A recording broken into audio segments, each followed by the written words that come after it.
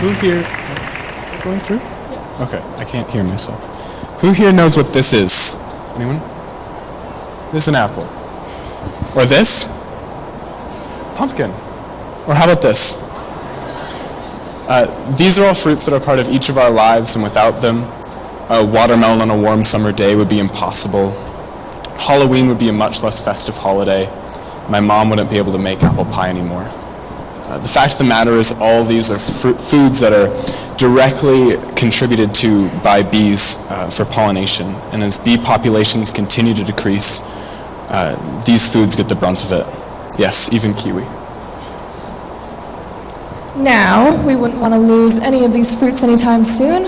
Unfortunately, that may be where the world is headed.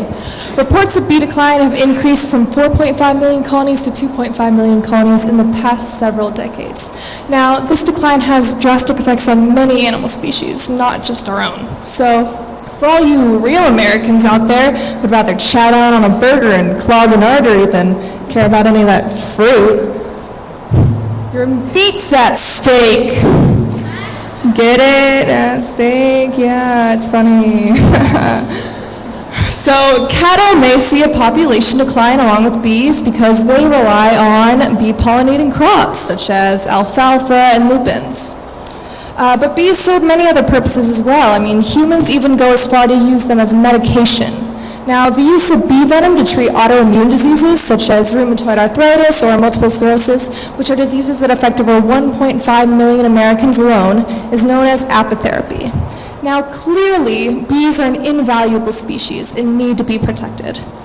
But unfortunately, a class of insecticides known as neonicotinoids has been introduced and have been found to be harming the bee population. Now, a ban or restriction of the uses of these chemicals needs to be implemented. Neonicotinoids are a class of insecticides that are chemically related to nicotine. In fact, their name actually means new nicotine-like insecticides.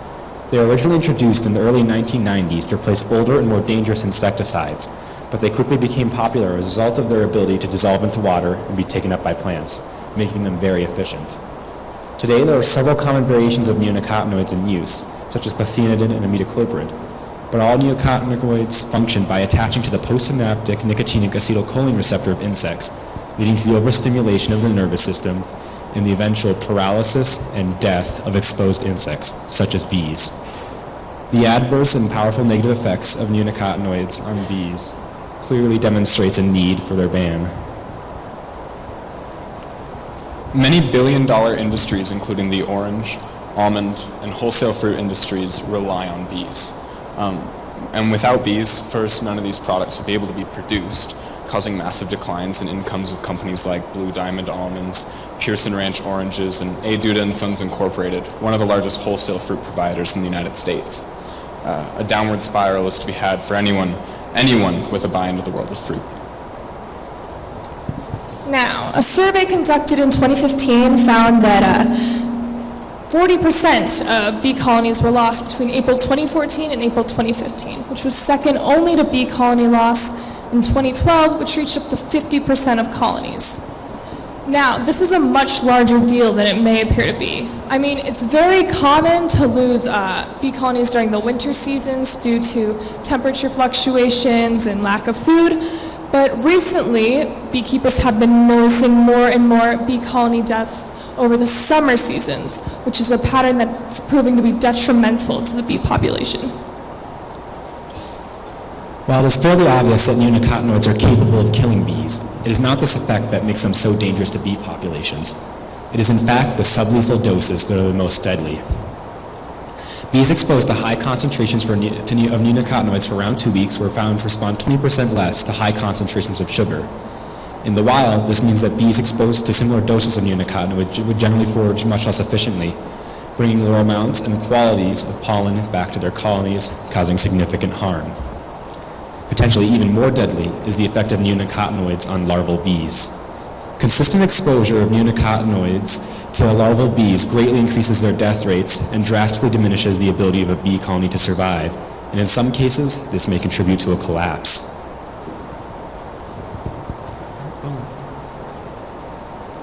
one of the largest counter-arguments against the ban of neonicotinoids is the state of European rapeseed farmers. This is what a healthy rapeseed crop looks like, and this is what the same crop is looking like right about now.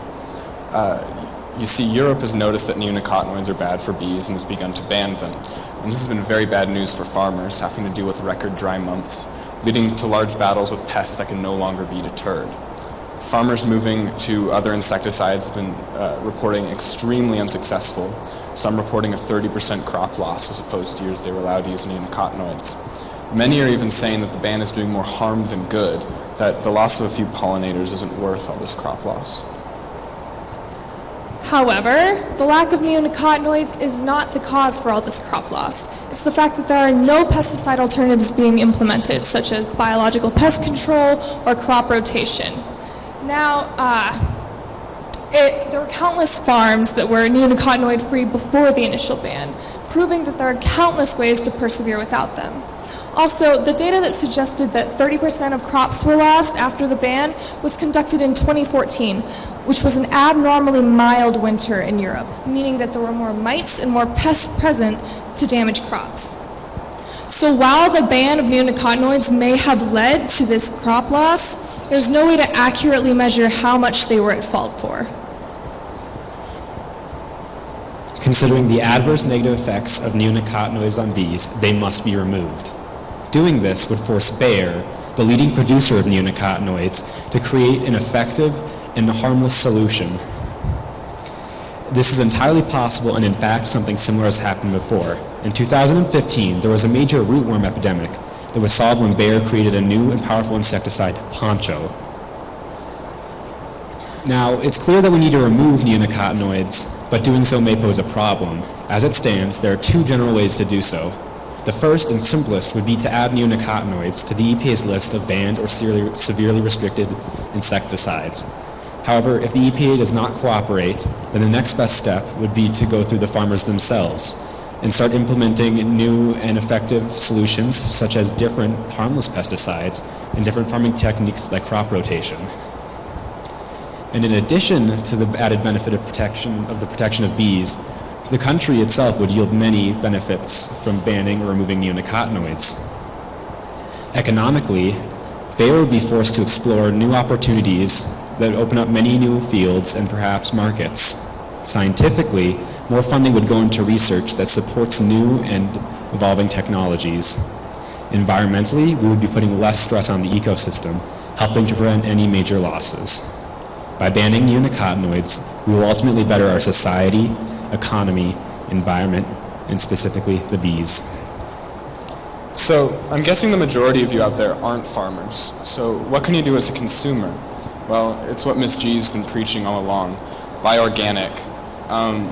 Don't spend your money on something that directly contributes to bee loss. The little extra money that goes into organic food will help preserve an ecosystem for your children and your children's children.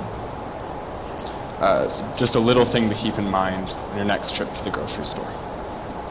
We hope that you neonicot enjoy that presentation. I can't believe she said that.